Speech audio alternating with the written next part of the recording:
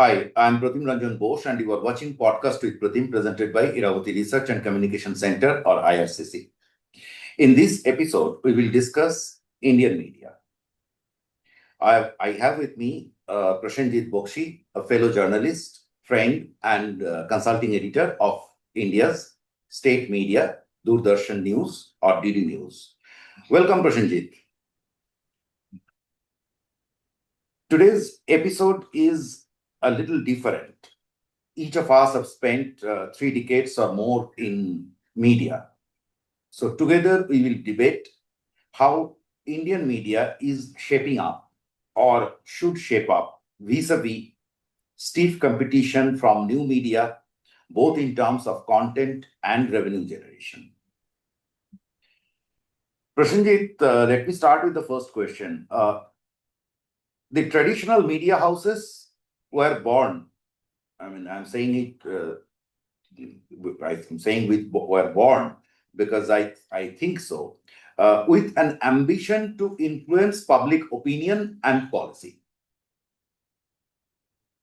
Edit pages of newspapers have declared or undeclared ideological tilts, and they dish out curated contents. Tech companies and social media changed the rules of the game. One, Elon Musk and his ex made differences in the last US election.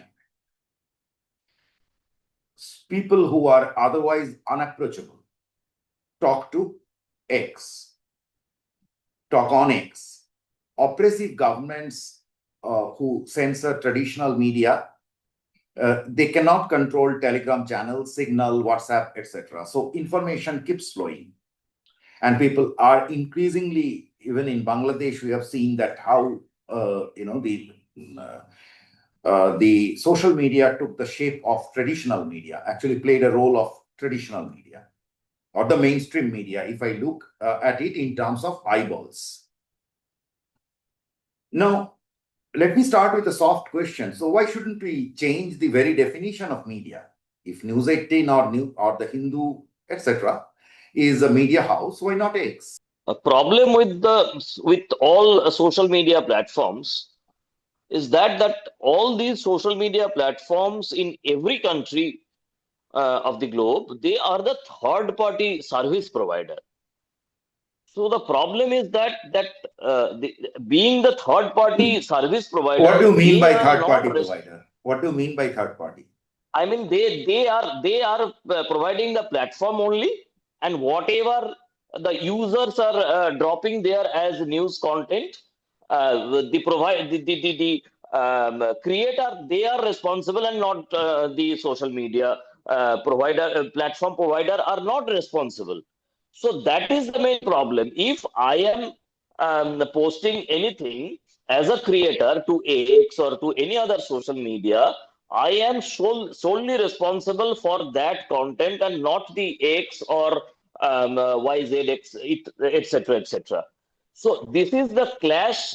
It is happening in different countries with the government and all these social media. And you know that in Brazil, this clash has gone up to a certain level that sometime Brazil, they decided to drop the service of X and other social media.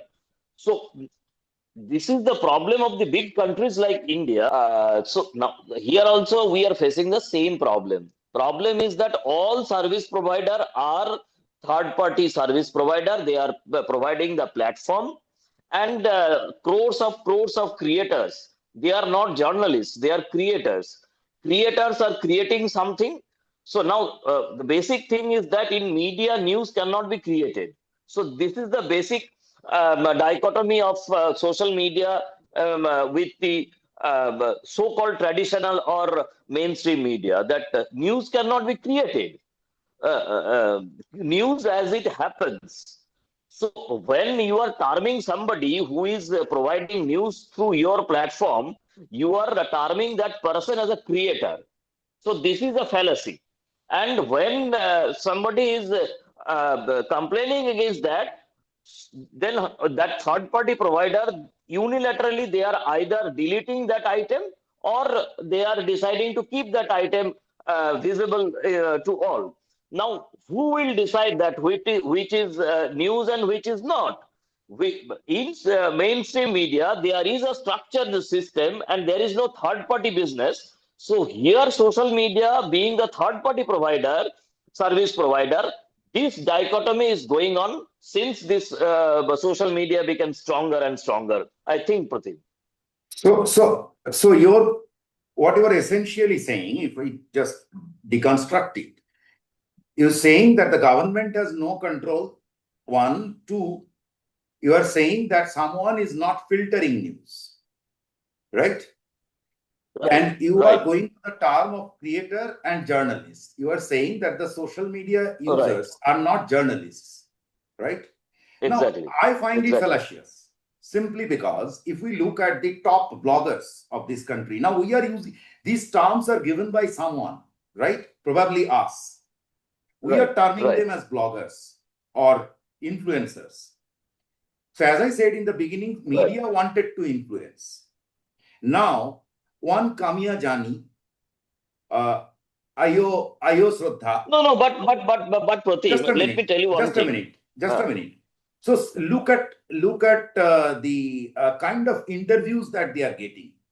The traditional media, how many times that a traditional media got interviews of Sachin Tendulkar? But they are getting.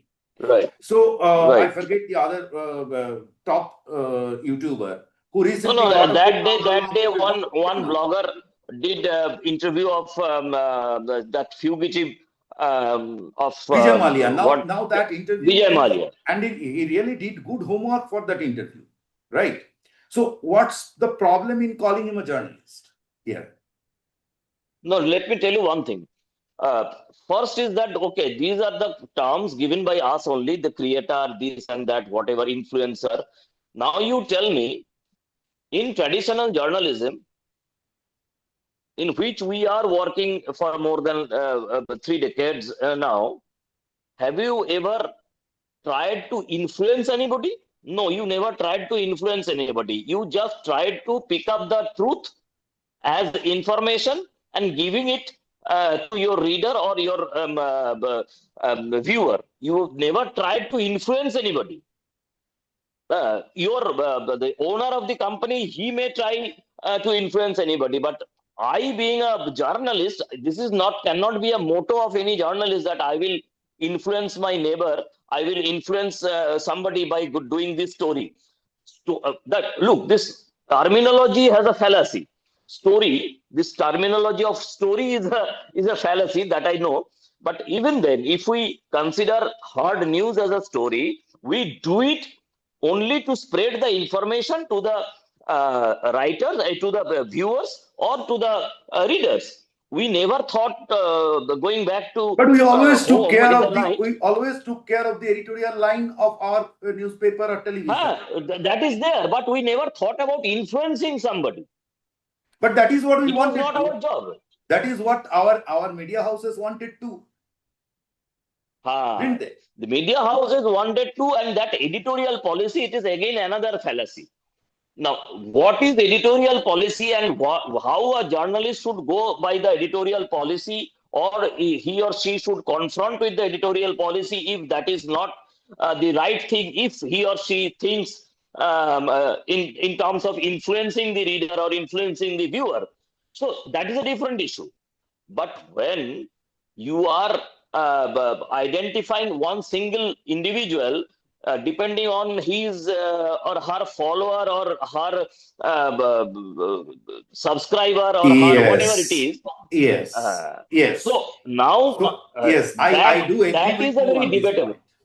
I do agree with you. I think here is a problem. The problem is that while we used to do stories, we looked at, we thought it from an ideological, or what we thought news is without, irrespective of how many hits it will get, irrespective of how many will read it. But we saw something, some features in the society, some are marginal, some people are marginalized, or even one person is marginalized. So we did various sorts of stories without thinking about how many people will read it, though that was a priority. That was a priority for the newspaper, because only those, that was always a priority. But even then, the editors gave precedence to social values, ideologies first, rather than how many people will say what to it. But in social media, the problem is that it is very much hit driven, how many viewers it is getting. And Let that me tell is, you one thing, Pratim. Let me tell you one thing, one difference, that concrete difference I am telling you. Uh, According to the criminal or BNS, the Bharatiya Nyaya Sanhita, Vijay Mallya is an accused criminal in India, and he is fugitive, and now, being an accused, he has given an interview of several hours, whatever information we have received. Now that is considered as an influence. Okay? Now that blogger has a big influence, whatever the big thing he has done. Now similarly, one traditional journalist or mainstream journalist, he interviewed Lawrence Bishnoi, another criminal accused. And but that interview of Lawrence Bishnoi was considered as a crime by that reporter, because reporter did whatever when Lawrence Bishnoi was inside the iron bar. How can it be?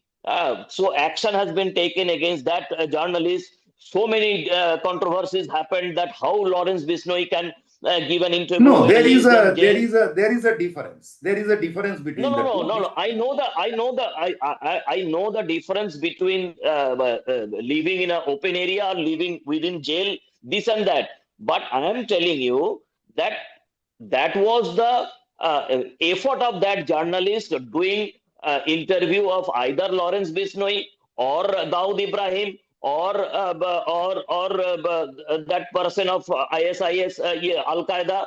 So all those reporters, they did a lot of things to get interview of Bin Laden or Lawrence Bishnoi or Dawood Ibrahim. But in here now, but they did so only to spread the information, not to find out that how many people reading newspaper next day. Now here, when we are giving, we are taking interview of Vijay Mallya, next day it is the competition that how many people watch that, how many viewers watch that, not the content of the interview. Do you have any idea about the content of the interview? You do not have an idea about the content of the interview. No, I you do have. The idea that I do have. It's an excellent interview. You do have. It's an excellent interview. You do have. No. I am not talking about you. You are a sensible and concerned person, keeping your eyes and ears open. But normally the citizen, are they really concerned about the content? They are concerned about the millions of view of that I agree. particular interview. But if we leave that out, see, that is again probably a little different. For example, the in short news that you give right nowadays. Now, we all have seen that how even traditional media, to get viewership, they put these clickbait headings, right? So to attract eyeballs. And that is probably, another area which we can discuss sometime later, that how to educate readers. No, it has a precedence also. It has a precedence but also. Where, you where remember I should that give credit to, where I should give credit to this person is, everyone wanted to have an interview with Vijay Mallya. Believe you, every journalist. Exactly. They full credit to that person. He could, right? Vijay Mallya gave him the interview instead of giving it to Times of India or some other fellow. So that is where I believe it is actually a good side. It is yes, a good example rather of journalism. But I do agree with you where you are probably trying to cut a distinction between a blogger, generally speaking. See, Kamiya Jani, what Kamiya Jani is doing, every entertainment journalist wanted to do that. right? Exactly. But they couldn't come as any can. Similarly, this Iravati, before that controversy, Iravati was taking in every big shot in India was going and sitting in his studio, right? Exactly. So these are here the distinction between journalist, YouTuber, I think is blurred. I think we should not distinguish between. That's true. But what I do agree with you on one point, the problem is that it's a huge platform. Without any kind of training, we journalists come through a training of what is news, what is not news, what you should write and should not. You have a responsibility to the society. But too many people down under, if we leave these top fellows out, some examples out, then we have a very free-for-all kind of situation where people can come out with any garbage. That is there. Let me tell you one thing, that when it is a newspaper, let me tell you one thing first, that you were talking about the insert and everything. So you remember that the first column of the first page, page 1, that is used by the newspaper as Doric, right? So Doric is also an attempt to catch the eyeballs and go to the exactly and go to the page 5 or page 7, whatever it is. Yeah. So it was, the thinking was there even 100 years back. 100 years back. So this is not a new thing. It became so. If we just over the years, if we look at Times of India or Economic Times, for example, as a benchmark, the number of stories or story headlines in the page 1 has increased exponentially over the last 3 decades to just retain readers, to attract readers. Right. So now, as we were discussing about that eyeballs. Eyeballs. So catching eyeballs is a good thing, but training, as the term you have used, training is a must for any profession. And when it is exactly, and when it is journalism, the don'ts are longer than do's. So when a person is not going through all these don'ts, it is very difficult. It's hard to accept anybody as a journalist. Whatever is happening in mainstream, in social media, everywhere. So you must know the don'ts first, then you do anything. But this is the universal truth. Now the problem is that when television came up in late 90s and early 2000, we had a challenge of ourselves when we started doing the journalism in television, shifting from print media. We had a challenge that today I have to do one news which will be followed up in newspaper tomorrow. Right? This was the type of a challenge we created to ourselves. Now you tell me that how many social media informations are followed up by the television later and the newspaper on the next day. Oh, too many. No. It is happening, but only those which are in any way news, whether their existence of social media or not.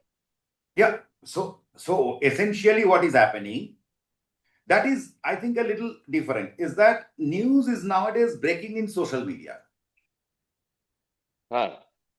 If we take X but problem is that their challenge for the mainstream media is that at the place of occurrence, everybody is standing. The representative of the social media is standing. The representative of the television media is standing. Representative of the newspaper media is also standing. Now, social media has no time bar. Social media has nothing to do with so many things. So they can instantly break the story, break the information for everybody of us. Now it is the challenge of the television media journalist that what else he can or she can provide for his or her viewer. So that is a challenge. That challenge has to be accepted. If we think that this is our unethical competitor, then this will be a very different thing. I agree. Then the newspaper reporter has to be think in a different way that tomorrow morning when my article will come in front of the eyeballs of the reader, then whether he or she will be getting something different or not, or whether he will be getting the same thing what 24 hours before the social media or 10 hours before the television media is already given. That's it. That's great. So I think we should sum this up. Discussion on social media over here is that essentially he's right. Essentially, two things are happening. Number one is that it is first, I am not in agreement with the term of I am calling myself a journalist and calling someone else a blogger. That's not correct. It's about your because in media also there are some 22, 23, 24-year-old guys, right, with equal experience. Rather, those people out there who are running their own shows and successful shows. So I have to tell them they are as good as editors in today's world. In today's media, you check. No, but one thing, I just point out one thing. We need to carry on this discussion in future when we will be getting time. One influencer or a blogger, a journalist and influencer or a blogger was doing tremendous in social media, Shubhankar. Now Shubhankar has came back to NDTV as a regular journalist again with his huge amount of follower, huge amount of subscriber. So now it is to be seen for the academics or for the journalists like you and me that whether Shubhankar is able to pull the followers or subscribers he used to had in his social media to the traditional television media of NTV. This is a unique experiment, and I think this should be observed by a little bit academic like you and me. That actually this way, and this is also where I have some reservations. To some extent, this has been happening for quite some years. For example, opinion writers who have following, okay, so they get a preference in newspaper or traditional media.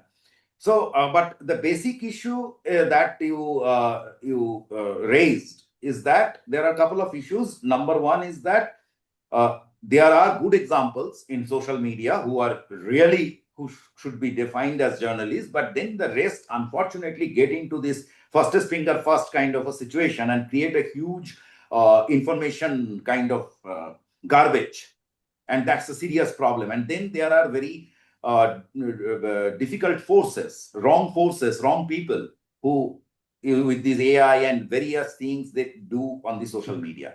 And the last but not the least is that you need some kind of training to do anything. So that is so I think the general difference, and the newspaper should take social media seriously. That is what you say. You should take it seriously, and Exactly.